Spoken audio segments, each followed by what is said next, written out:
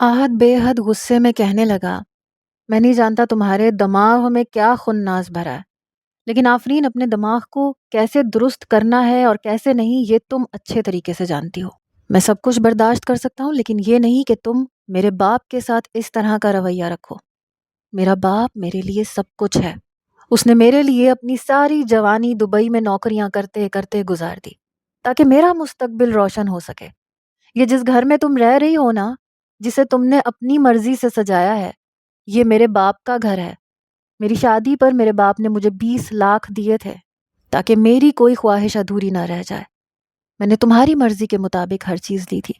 कभी तुम्हें यह नहीं कहा कि मेरी जेब देखकर शॉपिंग करो। तुमने जिस चीज़ को हाथ लगाया मैंने खरीद के दी। लेकिन मुझे तुमसे क्या मिला? ना वो सुकून जो एक शौहर अपनी बीवी से चाहता है, और ना वो इज्जत जो तुम्हें मेरे बाप की करनी चाहिए। मैं नहीं जानता तुम्हारे साथ क्या मसला है, और फिलहाल जानना चाहता भी नहीं हूँ। अभी तक मैं हर बात को बड़े प्यार से लेके चल रहा था कि कोई बात नहीं, शायद सब कुछ ठीक हो जाएगा। नया रिश्ता है और तुम शायद एडजस्ट नहीं कर पा रही। लेकिन मेरे बाप के साथ जो रवैया तुमने रखा है वो मैं बर्दाश्त नहीं कर सकता, किसी कीमत पर भी नहीं। और आज जो बकवास तुमने किया ना, आइंदा तुम्हारी जुबान से मैं तलाक का लफ्ज भी अगर मैंने सुना तो याद रखना, जान से मार डालूंगा तुम्हें। आइंदा तलाक मत मांगना मुझसे। अपनी उंगली उठाकर आहत ने बड़े गुस्से से आफरीन से कहा था। पहली बार उसने आहत को इतने गुस्से में देखा था। ये कहकर वो कमरे से बाहर चला गया, दरवाज़ा जोर से बंद करके। आफरीन वहीं पर बैठ गई, आंखों से आंसू बह रहे थे। सोचने लगी कि मैं जाने अनजाने में बड़ी गलत जगह दिल दे बैठी, मोहब्बत कर बैठी। मुझे पता होता कि वो उस शख्स का बेटा है तो शायद कभी भी उससे मोहब्बत ना करती। आधे घंटे बाद आहत कमरे में आया। आफरीन को जूं का तूं बेड पे बैठे देख के उसका दिमाग घूम गया। लाइट ऑफ करो, मुझे सोना है। उसकी गुस्सैली आवाज़ पर वो चौंक गई, फिर उठकर खड़ी हुई और लाइट्स ऑफ कर दी। अब कमरे में सिर्फ आफरीन की जानिब का लैंप ऑन था। वो अपनी जगह पर लेटते कमरे में जलता वो वाहिद लैंप भी ऑफ करते हुए कुछ ही देर में वो उसके करीब आ गया। आफरीन की फिर से वही बदहवासी शुरू हो चुकी थी, और इस बार कैफियत और भी ज़्यादा बिगड़ी हुई थी। इससे पहले कि वो आहत से कुछ कहती, वो अपना हाथ उसके मुंह पे रख चुका था। उसके कान के करीब जाकर कहने लगा, आज मैं तुमसे अपना हक लेके रहूंगा। ज्यादा नखरे दिखाने की कोशिश की तो जबरदस्ती पर भी उतर आऊंगा। आज कोई लिहाज नहीं करूंगा तुम्हारा। वो समझ गई थी कि आज वो बेतहाशा गुस्से में है। आज वो जरा भी नरमी नहीं दिखाएगा। पता नहीं कौन सा गुस्सा था, जुनून था, जिसे हक के नाम पर उसने निकाला था। आफरीन के आंसुओं की भी परवाह नहीं की थी उसने। सुबह आफरीन बेड से उठकर सोफे पर जाकर लेट गई। पूरा जिस्म दर्द से चूर था। पहली बार आहत से भी नफरत सी महसूस हुई थी। रोते रोते न जाने कब उसकी आंख लग गई। सुबह आहत ने उसे झंझोड़ कर उठाया, कहने लगा, जल्दी उठो आफरीन, मुझे ऑफिस भी जाना है। मेरे कपड़े रेडी करो, नाश्ता तैयार करो। आफरीन कहने लगी, आहत मेरे जिस्म में बहुत दर्द है, मुझे परेशान मत करो। कहने लगा, मैं जानता हूँ तुम्हारा मुंह क्यों बना हुआ है। देखो 5 मिनट के अंदर अंदर उठो और मेरे कपड़े रेडी करो। चलो जल्दी उठो। उठकर बैठते वो कहने लगी कि आहत तुम्हें समझ नहीं आ रहा। मैंने कहा ना, मेरा पूरा जिस्म दर्द कर रहा है। एक तो रात को ऐसा रवैया किया तुमने मेरे साथ। असल में कसूर तुम्हारा नहीं है। तुम्हारे जिस्म में खून ही ऐसा गर्दिश कर रहा है जो इंसान को जानवर बनने में देर नहीं लगने देता। ये कहना था कि आहत ने एक जोरदार थप्पड़ उसके मुंह पर मारा। कहने लगा, क्या बकवास की तुमने? तुम होश में हो? तुमने क्या कहा है? तुमने मुझे गाली दी है? आफरीन, तुमने मुझे इतनी गंदी और गलीज गाली दे दी। कल तक तुम मेरी शराफत के गुण गाती फिरती थी। अब ऐसा क्या हो गया, ऐसा क्या कर दिया मैंने कि 15 दिन में तुम्हें यह सब नजर आने लग गया? अगर रात को जरा सी जबरदस्ती कर ली तो तुम्हें मैं जानवर लगने लगा। और ये बात अगर तुम सिर्फ मुझे कहती तो मुझे ज्यादा तकलीफ नहीं होती, मैं ये बात सुन भी लेता। लेकिन तुमने मेरे बाप को गाली दे दी, उसकी शराफत को गाली दे दी। ये मैं बर्दाश्त नहीं करूंगा। आफरीन उठ के खड़ी हो गई, कहने लगी, बर्दाश्त नहीं कर सकते तो तलाक दे दो मुझे। तुम्हारा मतलब तो पूरा हो चुका है ना। تمہیں اسی بات کی تکلیف تھی نا کہ بنا چھوئے تم مجھے طلاق دے دیتے تو شاید تمہاری انا پہ بڑی زور کی ضرب لگتی، اسی لیے رات کو زبردستی تم نے مجھے اپنی ہوس اور حیوانیت کا نشانہ بنایا تھا۔ لیکن مجھے نہیں لگتا کہ اب تمہیں مجھے چھوڑنے اور طلاق دینے میں کوئی اعتراض ہوگا۔ اس کی بات سن کر وہ تپ کے رہ گیا، کہنے لگا کیا کہا تم نے؟ میں نے تمہارے ساتھ ہوس پوری کی ہے، بیوی کے ساتھ کون ہوس پوری کرتا ہے؟ تمہاری عقل میں ایسی گھٹیا باتیں آتی کہاں سے ہیں؟ تم میری بیوی ہو آفرین، میں نے تمہارے ساتھ ذرا سی زبردستی کی ہے، اس کے علاوہ اور کچھ نہیں کیا۔ پتہ نہیں تمہارے دماغ میں کیا خناس بھرا پڑا جو میری سمجھ سے باہر ہے۔ بہرحال اٹھو اور میرے کپڑے نکالو، وہ سب کچھ کرو جو ایک بیوی کرتی ہے اور 15 دن سے تم کرتی آ رہی ہو۔ چلو اٹھو۔ اس سے پہلے کہ آفرین کچھ کہتی، آہد غصے سے پھنکار کر بولا، ایک لفظ اب تمہاری زبان سے نہ نکلے، چپ چاپ وہ کرو جو میں تمہیں کہہ رہا ہوں۔ میں نہیں چاہتا میرا ہاتھ تم پہ کھلتا چلا جائے۔ یہ کہہ کر وہ کمرے سے باہر چلا گیا۔ آفرین کے رخسار دہک رہے تھے۔ اس نے غصے سے آہد کے کپڑے نکالے اور اپنے آنسو صاف کرتے ہوئے کچن میں چلی گئی۔ وہ برتن پٹخ پٹخ کے مار رہی تھی۔ ناشتہ بنا کے ٹیبل پر رکھا، خود کمرے میں چلی گئی۔ آہد بھی غصے سے اپنے آفس جا چکا تھا۔ سہیل مرتضیٰ جب اٹھ کر باہر آئے تو گھر بالکل خالی تھا، بہو کا کمرہ بند تھا۔ رات کو بھی دونوں کی لڑائی کی آوازیں آ رہی تھیں۔ وہ تو سمجھ نہیں پا رہے تھے کہ آخر ان کے آتے ہی ان کی بہو کو ہوا کیا ہے۔ شاید اس کا شمار ان لڑکیوں میں ہوتا ہے جو اپنے شوہر کے ساتھ اکیلا رہنے میں ہی خوش رہتی ہیں، شوہر کے خاندان کی ذرا سی ذمہ داری نہیں اٹھا سکتی۔ بہرحال انہوں نے اپنا ناشتہ خود ہی بنایا، کیونکہ بہو سے تو امید نہیں تھی اور آفرین کمرے سے باہر آئی بھی نہیں تھی۔ دوپہر کو بھی دودھ کے ساتھ انہوں نے بریڈ لے لی اور گزارا کر لیا۔ آفرین نے رات کا کھانا تک نہیں بنایا۔ آج جب آہد گھر آیا تو سہیل مرتضیٰ کہنے لگے، بیٹا میں چاہتا ہوں میں دبئی واپس چلا جاؤں۔ آہد کہنے لگا، کیوں بابا، آپ واپس کیوں جائیں گے؟ کہنے لگے کوئی بات نہیں، جہاں 10-15 سال دبئی میں گزار لیے باقی کے بھی گزر جائیں گے، اور مجھے شاید وہاں کی عادت ہو گئی ہے۔ کہنے لگا کوئی بات ہوئی ہے؟ کیا آفرین نے آپ کو کچھ کہا ہے؟ مرتضیٰ کہنے لگے، نہیں بیٹا، وہ بھلا کیوں کچھ کہے گی، یہ میرا اپنا ذاتی فیصلہ ہے۔ کہنے لگا نہیں بابا، آپ واپس جانا ہی نہیں چاہتے تھے، نہ میں آپ کو جانے دوں گا، آپ مجھے بتائیں کیا ہوا ہے۔ کہنے لگے، مجھے لگتا ہے تمہاری بیوی الگ رہنا چاہتی ہے، مجھے پسند نہیں کرتی۔ بیٹے میں نہیں چاہتا میری وجہ سے تمہاری زندگی خراب ہو، اس لیے تم وعدہ کرو میری وجہ سے اپنی بیوی کو کچھ نہیں کہو گے۔ آہد کہنے لگا، کیوں نہیں کہوں گا، میں اسے پہلے سے صاف بتا چکا تھا کہ اسے میرے باپ کی خدمت کرنی پڑے گی، میں اس کے گھر والوں سے بات کروں گا۔ ایسے کیسے ہو سکتا ہے کہ ساری زندگی آپ میری کامیابی کے لیے کوششیں کرتے رہیں، پردیس کاٹتے رہیں، اور جب آپ کو میری ضرورت ہے تو میں آپ کو صرف اس لیے چھوڑ دوں کہ آپ کو میری بیوی پسند نہیں کرتی، اسے سیدھا نہ کر کے رکھ دوں؟ یہ کہہ کر وہ غصے سے کمرے میں جانے لگا، لیکن سہیل مرتضیٰ نے منع کر دیا۔ کہنے لگے، بیٹے پیار سے بات کرنا۔ وہ جب کمرے میں گیا، آفرین بسکٹ کھا رہی تھی، ساتھ میں پانی پی رہی تھی۔ آہد اس کے پاس گیا، کہنے لگا، آج کھانا کیوں نہیں بنایا تم نے؟ اس نے آہد کی کسی بات کا جواب نہیں دیا۔ وہ کہنے لگا، آفرین تم سے پوچھ رہا ہوں کھانا کیوں نہیں بنایا؟ کہنے لگی، میرا موڈ نہیں تھا۔ آہد نے ایک گہری ٹھنڈی سانس لی، اس کے سامنے بیٹھ گیا، کہنے لگا، دیکھو میں نے بہت محبت کی ہے تم سے، اور تم جانتی ہو سب کہ کتنا چاہا ہے ہم نے ایک دوسرے کو۔ آفرین کیا ہو گیا تمہیں؟ پلیز پہلے جیسی بن جاؤ نا۔ میں سوچ بھی نہیں سکتا تھا کہ تمہارا ایسا بھی کوئی روپ ہو سکتا ہے۔ تم وہ آفرین تو نہیں ہو جسے میں نے چاہا تھا، جس سے میں نے محبت کی تھی۔ وہ تو اتنی نیگیٹو سوچ نہیں رکھتی تھی۔ پورا دن تمہاری باتوں نے میرا دماغ گھما کے رکھا۔ میں نے صرف رات کو تم سے محبت کی تھی، تھوڑا سا غصہ بھی کیا تھا، لیکن تھوڑا سا۔ میں نے تمہارے ساتھ جانوروں والا سلوک نہیں کیا تھا۔ میں یہ سوچ بھی نہیں سکتا کہ تم میری محبت کو ہوس کا نام دے سکتی ہو۔ چلو جو تم نے میرے ساتھ کیا وہ کیا، لیکن بابا نے تمہیں کیا کہا ہے؟ وہ کتنی محبت کرتے ہیں تم سے، ساری زندگی بیٹی کو ترسے ہیں وہ۔ مجھ سے کہتے تھے کہ تم کب کسی لڑکی کو پسند کرو گے تاکہ میرے گھر میں بہو کی شکل میں رونق آ سکے، اور جو تنہائی کا عذاب میں نے 10 سال دبئی میں کاٹا ہے وہ یہاں نہ آ کر کاٹنا پڑے۔ میرا باپ تم سے کچھ بھی نہیں مانگتا، سوائے ناشتے پانی کے تم پہ کوئی ذمہ داری نہیں ہے، لیکن ان کے ساتھ بیٹھ کے وقت تو گزار سکتی ہو، بات تو کر سکتی ہو۔ پتہ نہیں کیوں مجھے لگتا ہے تم وہ آفرین ہو ہی نہیں۔ وہ کیا تھی اور تم کیا ہو؟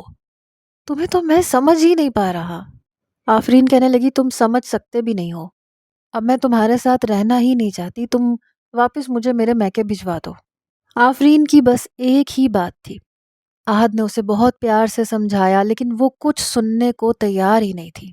تنگ آ کر وہ کہنے لگا ٹھیک ہے، تمہاری مرضی ہے، چلی جاؤ میکے، لیکن واپس یہ سوچ کر آنا کہ میرے ساتھ ساتھ تمہیں میرے باپ کو قبول کرنا پڑے گا۔ آفرین اپنا سامان باندھ رہی تھی جب اس کی والدہ کا فون آ گیا۔ کہنے لگی آفرین تمہارے بابا کو ہارٹ اٹیک ہوا ہے، ہم لوگ اس وقت ہاسپٹل میں ہیں، جلدی سے ہاسپٹل پہنچو۔ یہ سن کر آفرین رونے لگی۔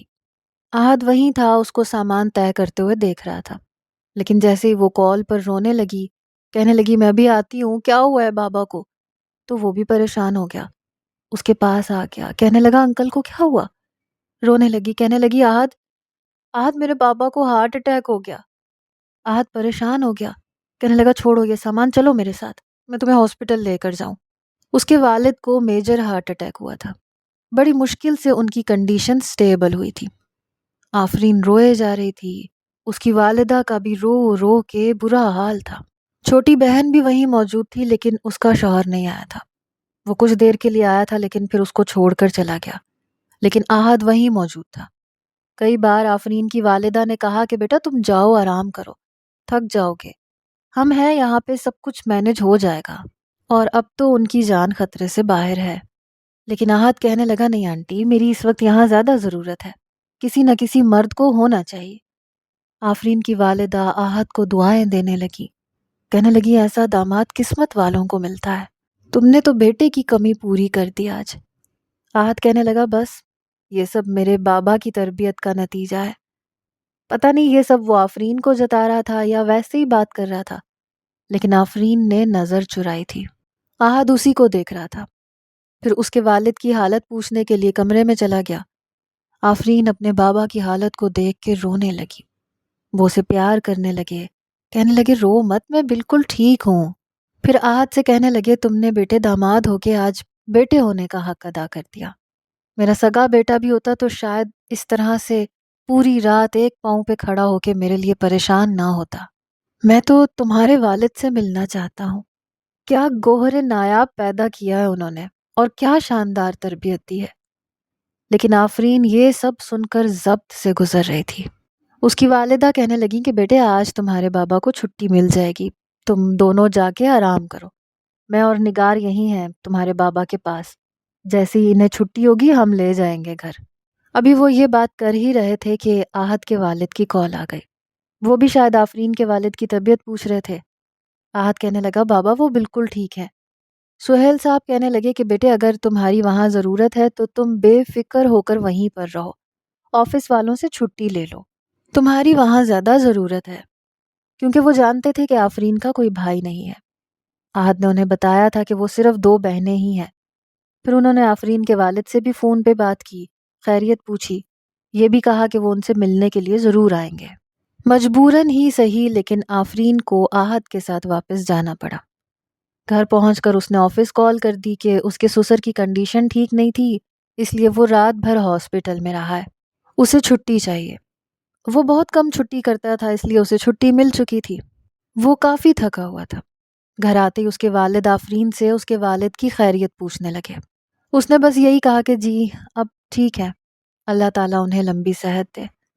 بیٹا تم چاہو تو اپنے میکے چلی جاؤ، اپنے ابا کا خیال رکھ لو، ماں باپ بہت قیمتی ہوتے ہیں، ان کا خیال رکھنا چاہیے، میں اور احد گزارا کر لیں گے۔ لیکن وہ خاموشی سے کمرے میں چلی گئی۔ احد بھی کمرے میں آیا، تھکی ہوئی تو آفرین بھی تھی لیکن دونوں پوری رات جاگتے رہے۔ اس سے پہلے کہ آفرین بیڈ پہ لیٹتی، احد نے اپنا تکیہ اٹھایا اور صوفے پر جا کر لیٹ گیا۔ آفرین اسے دیکھ رہی تھی، کہنے لگا بیڈ پہ تمہارے ساتھ سوؤں گا تو ظاہر ہے کچھ نہ کچھ گستاخی تمہارے ساتھ کر بیٹھوں گا، پھر تمہیں لگے گا کہ میں نے تمہیں ہوس کا نشانہ بنایا ہے۔ بہتر ہے تم سے دور ہی رہوں۔ آفرین نے کوئی جواب نہیں دیا، لیکن وہ سوئی بھی نہیں، کمرے سے باہر نکل گئی۔ اپنے لیے ناشتہ بنانے کے لیے جب کچن میں گئی تو وہاں پہلے سے ہی مرتضیٰ سہیل اپنے لیے ناشتہ بنا رہے تھے۔ آفرین کو دیکھ کر کہنے لگے، بیٹے چائے بنا دوں تمہیں؟ کہنے لگی، جی نہیں بہت شکریہ، مجھے اپنے ہاتھ کی چائے پسند ہے، میں بنا لوں گی۔ انہوں نے گہری سانس لی، کہنے لگے، بیٹے مسئلہ کیا ہے؟ تم بتاؤ، آخر تم کیوں مجھ سے اتنا چڑھتی ہو؟ دیکھو بیٹا، مجھے اپنے باپ کی طرح سمجھا کرو، مجھے بتاؤ تمہارے ساتھ کیا مسئلہ ہے؟ میں گھر میں سکون چاہتا ہوں۔ میں نے 10 سال اپنے بیٹے کے بغیر پردیس میں گزارے ہیں، اور بڑی مشکل سے گزارے ہیں، تاکہ اس کا اچھا مستقبل بنا سکوں۔ میں چاہتا ہوں اتفاق اور محبت سے ہم لوگ یہاں رہیں، تاکہ تمہیں کبھی بھی باپ کی کمی محسوس نہ ہو۔ آفرین نے غور سے انہیں دیکھا، کہنے لگی، آپ کبھی میرے باپ نہیں بن سکتے، اور نہ میں کبھی آپ کو اپنا باپ سمجھ سکتی ہوں۔ سہیل مرتضیٰ بڑے غور سے اس لڑکی کو دیکھ رہے تھے۔ وہ کہنے لگے، بیٹے میں نے کیا کہا ہے تم سے؟ دیکھو میں تمہیں کبھی کوئی تکلیف نہیں دوں گا، تم بے شک میرا ناشتہ اور کھانا بھی مت بناؤ، بس آہد کے سامنے تھوڑی دیر ادھر میرے پاس بیٹھ جایا کرو، بات چیت کر لیا کرو۔ وہ کہنے لگی، میں ایسا نہیں کر سکتی، بلکہ میں تو آپ کے بیٹے سے کہہ رہی ہوں کہ وہ مجھے چھوڑ دے، مجھے طلاق دے دے۔ با خدا اگر میرے باپ کو ہارٹ اٹیک نہیں ہوا ہوتا تو میں یہاں سے جا چکی ہوتی۔ اگر میں آپ کو یہاں نظر آ رہی ہوں نا، تو صرف اپنے باپ کی بیماری کی وجہ سے، کہ میں انہیں اتنا بڑا دکھ ایک دم سے نہیں دے سکتی۔ مجھے آپ کی شکل سے بھی نفرت ہے، کس طرح سے آپ کو برداشت کر رہی ہوں یہ میں جانتی ہوں۔ سہیل مرتضیٰ تو اس لڑکی کی شکل دیکھتے رہ گئے۔ اس نے کیتلی پٹخ کر چولہے پہ رکھی اور اپنے لیے چائے بنانے لگی۔ دوسری سائڈ پہ انڈا فرائی کیا اور 7 سلائس گرم کیے اور کچن سے باہر نکل گئی۔ سہیل مرتضیٰ کی چائے ٹھنڈی ہو چکی تھی۔ وہ تو اس لڑکی کے رویے کو سمجھ نہیں پا رہے تھے۔ آخر اس کی آنکھوں میں اتنی نفرت کیوں تھی؟ کیا کہا تھا انہوں نے اسے؟ کچھ بھی تو نہیں۔ وہ تو چاہتے تھے کہ گھر کا ماحول اچھا رہے، وہ ان کے ساتھ بیٹی بن کے رہے، لیکن اس لڑکی کی نفرت ہی سمجھ میں نہیں آ رہی تھی۔ وہ ناشتہ کرنے کے بعد کچن میں کھانا بنانے لگی۔ سہیل مرتضیٰ کا ناشتہ ویسے کا ویسے کچن کی شیلف پہ پڑا ٹھنڈا ہو چکا تھا۔ وہ اپنے کمرے میں جا چکے تھے۔ آہد کی آنکھ دوپہر کے ٹائم کھلی۔ جب وہ کمرے سے باہر آیا تو کھانا آفرین تیار کر کے ٹیبل پہ لگا چکی تھی۔ وہ اپنے والد کے کمرے میں گیا تو وہ بڑی خاموشی سے اپنی کرسی پہ بیٹھے تھے۔ آہد کو لگا کہ جو اچھا رویہ اس نے آفرین کے والدین کے ساتھ کیا ہے، یقیناً وہ اپنا رویہ سہیل مرتضیٰ کے ساتھ بدل لے گی، لیکن ایسا نہیں ہوا تھا۔ اس نے اپنے بابا سے پوچھا کہ آپ نے ناشتہ کیا ہے؟ تو انہوں نے مسکرا کر آہد کو پیار کیا، کہنے لگے، ہاں بہو نے ناشتہ بنا دیا تھا، میں کر چکا ہوں۔ آہد بہت خوش ہوا، شاید آفرین کا رویہ بدل گیا۔ کہنے لگا، چلیں کھانا تیار ہو گیا، مل کے کھانا کھاتے ہیں۔ آہد سہیل مرتضیٰ کو کمرے سے باہر لے آیا۔ آفرین ٹیبل پر کھانا لگا چکی تھی۔ اس کی مجبوری یہ تھی کہ اس وقت اسے آہد کے ساتھ بیٹھ کر کھانا کھانا تھا، اس لیے ٹیبل پر بیٹھ کر اس نے کھانا کھایا۔ آہد ہلکی پھلکی بات کرتا رہا۔ اس نے کہا، بتائیں میری بیگم نے کھانا کیسا بنایا؟ سہیل مرتضیٰ کہنے لگے، بہت مزے کا ہے، کیونکہ میری بیٹی نے بنایا ہے۔ وہ چاہتے تھے کہ آفرین کا رویہ ان کے ساتھ اچھا ہو جائے، لیکن وہ چپ تھی۔ شام کو وہ آفرین کو لے کر پھر اس کے والد کے پاس ملوانے لے گیا۔ آفرین چپ سی ہو گئی تھی، اپنا آپ اسے بے بس سا لگ رہا تھا۔ اگلے روز آہد اپنے آفس جا چکا تھا۔ سہیل مرتضیٰ بھی مصمم ارادہ کر چکے تھے کہ آج وہ آفرین سے وجہ جان کے ہی رہیں گے کہ آخر وہ ان سے نفرت کرتی کیوں ہے۔ آہد کے جانے کے بعد انہوں نے آفرین کے کمرے کے دروازے پر دستک دی۔ وہ کہنے لگی، کون ہے؟ سہیل مرتضیٰ نے جواب دیا، بیٹے دروازہ کھولو۔ کہنے لگی، کیوں کھولوں؟ آپ کو کیا کام ہے؟ آواز میں واضح گھبراہٹ تھی، خوف تھا۔ وہ کہنے لگے، بیٹا دروازہ کھولو، مجھے تم سے بات کرنی ہے۔ آفرین نے دروازہ کھول دیا، ایک چادر میں اپنے آپ کو لپیٹ رکھا تھا۔ وہ کہنے لگے، باہر آؤ، مجھے تم سے بات کرنی ہے۔ وہ باہر آ گئی۔ وہ سامنے صوفے پہ بیٹھ گئے۔ وہ ڈائننگ ٹیبل کی کرسی گھسیٹ کر اس پر بیٹھ گئی، کیونکہ لاؤنج میں ایک چھوٹا سا صوفہ رکھا تھا اور سامنے والی سائڈ پر ایک چھوٹا سا گول میز تھا جسے کھانے کے طور پر استعمال کیا جاتا تھا۔ کافی فاصلہ تھا دونوں کے بیچ۔ وہ کہنے لگے میں نہیں جانتا تم مجھ سے نفرت کیوں کرتی ہو، کیا وجہ ہے، کیوں نفرت کرتی ہو مجھ سے؟ میں تو تمہیں پہلی بار دیکھ رہا ہوں اور آہت کے حوالے سے میرے دل میں تمہارے لیے ہمیشہ اچھے جذبات رہے ہیں، بالکل بیٹیوں جیسے، بتاؤ کیوں نفرت کرتی ہو مجھ سے؟ وہ کہنے لگی اپنے آپ سے پوچھیں، اپنے ماضی کو کھنگال کر دیکھیں، شاید آپ کو یاد آ جائے ایک 6-7 سالہ بچی کے ساتھ آپ نے کیا کیا تھا، اسے بیٹی بیٹی کہہ کر اس کے ساتھ کون سا گھنونا کھیل کھیلا تھا۔ یہ کہتے ہوئے آفرین کی آنکھوں سے ٹپ ٹپ آنسو بہہ رہے تھے اور سہیل مرتضیٰ یوں تھے جیسے پتھر کا مجسمہ بن چکے ہوں۔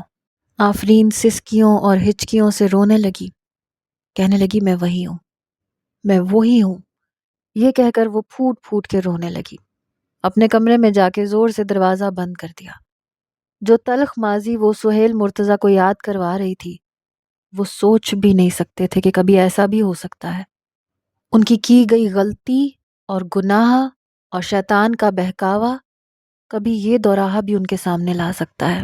آج بھی ان کے کانوں میں وہ 6-7 سالہ بچی کی چیخیں گونج رہی تھیں جو کہہ رہی تھی کہ انکل پلیز میرے ساتھ ایسا مت کریں، آپ میرے باپ کی جگہ ہیں، انکل پلیز مجھے چھوڑیں، مجھے برا لگ رہا ہے۔ لیکن شیطان ان کے دماغ پر ایسا سوار ہوا کہ انہیں کچھ بھی سمجھ نہیں آ رہا تھا۔ وہ 6-7 سالہ بچی انہیں بچی کم لگ رہی تھی اور ہوس کا سامان زیادہ۔ سہیل مرتضیٰ کی تنابیں کھچنے لگی، سر سے پاؤں تک پسینے سے شرابور ہو چکے تھے، بدحواسی سے جان جانے لگی تھی۔ ابھی بھی ایسے لگ رہا تھا جیسے اس معصوم 6 سالہ بچی کی سسکیاں اور آفرین کی سسکیاں ان کے کانوں میں بیک وقت گونجنے لگی تھیں۔ اپنے اس تلخ ماضی کو بھلانے کی انہوں نے بڑی کوشش کی تھی، اپنا کیا ہوا گناہ جسے وہ ابھی تک بھلانے کی کوشش میں لگے ہوئے تھے وہ یوں سامنے آ کر کھڑا ہو جائے گا، وہ انہوں نے سوچا بھی نہیں تھا۔ وہ بچی جو کبھی ان کی ہوس کا نشانہ بنی تھی آج بہو کے روپ میں ان کے گھر میں موجود تھی۔ وہ سمجھ سکتے تھے کہ آفرین ان سے اتنی نفرت کیوں کرتی ہے، وہ کیوں ان کے ساتھ باپ بیٹی والا رشتہ قائم نہیں کر سکتی۔ سہیل مرتضیٰ کو اس قدر گھٹن محسوس ہو رہی تھی کہ کمرے میں سانس لینا محال ہونے لگا۔ انہوں نے کمرے کی ساری کھڑکیاں کھول دیں، سرد ہوائیں اندر آنے لگی، لیکن گھبراہٹ ایسی تھی کہ کم ہونے کا نام ہی نہیں لے رہی تھی۔ سوچ رہے تھے اگر یہ حقیقت آہت کو پتہ چل گئی تو وہ تو اپنے بیٹے کو منہ دکھانے کے قابل نہیں رہیں گے۔ وہ ان کو اتنی عزت دیتا تھا، اتنا احترام کرتا تھا، سمجھتا تھا اس کا باپ نیک ہے، جس نے ان کی ماں کے مرنے کے بعد دوسری شادی اس لیے نہیں کی کہ کہیں سوتیلی ماں ان کے بیٹے کی زندگی برباد نہ کر دے۔ 10 سال دبئی میں گزارے، آہت کی نظر میں بہت بڑے اور اعلیٰ مقام پر تھے۔ وہ نہیں چاہتے تھے کہ اسے کسی بات کی خبر ہو۔ اس وقت جس حالت سے وہ گزر رہے تھے وہ وہی جانتے تھے۔ اپنے کیے ہوئے پر جی بھر کر شرمندگی تو انہیں اسی لمحے ہونے لگی تھی جب شیطان کی چلائی ہوئی چال وہ چل چکے تھے، روتی بلکتی بچی کو وہیں چھوڑ کر بھاگ گئے تھے۔ اس رات انہیں نیند نہیں آئی تھی، پوری رات جاگ کر گزاری تھی، اپنے اوپر لعنت ملامت بھی بھیجی تھی۔ تو کیسے اس نازک مرحلے میں اپنے ہوش کھو بیٹھا، کیوں اتنا بڑا گناہ ایک معصوم بچی سے کر لیا؟ لیکن اس پشیمانی کا کوئی فائدہ نہیں تھا، گناہ تو گناہ تھا۔ رو رو کر بڑی مغفرت مانگی تھی، اپنے لیے توبہ کی تھی، معافی مانگی تھی، لیکن پھر اس شہر میں ان کا جی نہیں لگتا تھا۔ اس وقت آہت 10 سال کا تھا، اسے لے کر شہر تبدیل کر لیا، لیکن چین ابھی بھی نہیں آتا تھا۔ لگتا تھا دم گھٹ جائے گا، سانس بند ہو جائے گا۔ سوتے تھے تو اس بچی کی چیخنے چلانے کی آوازیں کانوں میں لگتی تھیں۔ ڈپریشن کی، نیند کی، کس کس چیز کی دوائی تھی جو وہ نہیں کھاتے تھے، لیکن چین نہیں مل رہا تھا۔ یہ قصہ اس وقت شروع ہوا جب وہ کراچی کے ایک پوش علاقے میں ایک چھوٹے سے فلیٹ میں آہت کے ساتھ رہتے تھے۔ آہت پارک میں کھیلتا تو سہیل اکثر وہیں بینچ پر قریب بیٹھ جاتے۔ آہت لڑکوں کے ساتھ فٹ بال کھیلتا رہتا، 1-1.5 گھنٹہ انہیں وہیں گزارنا پڑتا تاکہ آہت کو یہ نہ لگے کہ اس کا باپ اسے ٹائم نہیں دیتا۔ وہیں انہوں نے پہلی بار 2 پونیوں میں ایک خوبصورت سی بچی کو دیکھا جو ڈال کے ساتھ ایک بینچ پر بیٹھی کھیل رہی تھی۔ پھر وہ ان کے پاس آ گئی، کہنے لگی انکل میری ڈال کا بازو ٹوٹ گیا ہے، پلیز اسے جوڑ دیں۔ اب اکثر ان کی ملاقات اس بچی سے ہو جاتی، اس سے باتیں کرتے رہتے، وہ نیٹ کے فراکس پہنتی تھی، وہ بھی سلیو لیس، دودیا رنگت کی مالک تھی۔ پتہ نہیں ایک بار بیٹھے بیٹھے سہیل مرتضیٰ کو کیا ہوا کہ اس کے گورے بازوؤں پر اپنے ہاتھ کی پشت پھیرنے لگے۔ انہیں یہ سب اچھا لگ رہا تھا، لیکن وہ بچی نروس ہو رہی تھی۔ پھر اسے گود میں بٹھا لیا، اس کے سنہری بالوں کو پیچھے کر کے اس کی گردن پر انگلی پھیرنے لگے، کبھی اس کی کمر پر بے خودی سے انگلیاں پھیرنے لگتے، کبھی پیٹ پر اور کبھی… اب بچی بے حد نروس ہونے لگی، ان سے گھبرانے لگی۔ شیطان ان کے سر پر سوار ہو چکا تھا۔ روزانہ اپنے ہاتھوں کی ہوس اس بچی کے جسم سے پوری کرتے۔ ایک بار اسے کہنے لگے تمہارے لیے چاکلیٹس لایا ہوں، کھاؤ گی؟ وہ ان سے چاکلیٹ لے کر کھانے لگی اور کچھ کترانے لگی۔ ایک بار آہد اپنے دور کے ماموں کے گھر گیا تھا، ان کا بیٹا بھی آہد جتنا تھا، اس نے آہد کو وہیں روک لیا، کہنے لگا 1-2 دن یہیں رک جاؤ۔ آہد بھی وہاں رک گیا۔ فلیٹ میں صرف سہیل مرتضیٰ تھے اور دماغ پر شیطان، اس لیے اس بچی سے کہنے لگے کہ کچھ دور میرا گھر ہے، میرے ساتھ آؤ، میں تمہیں بہت سارے کھلونے دوں گا، میرے پاس بہت خوبصورت خوبصورت سی ڈالز ہیں۔ وہ اسے اپنے فلیٹ میں لے گئے، وہاں جا کر اس بچی کے ساتھ گناہ کر لیا۔ وہ چیختی رہی، چلاتی رہی، تڑپتی رہی، لیکن شیطان تھا کہ چھوڑنے کو تیار ہی نہیں تھا۔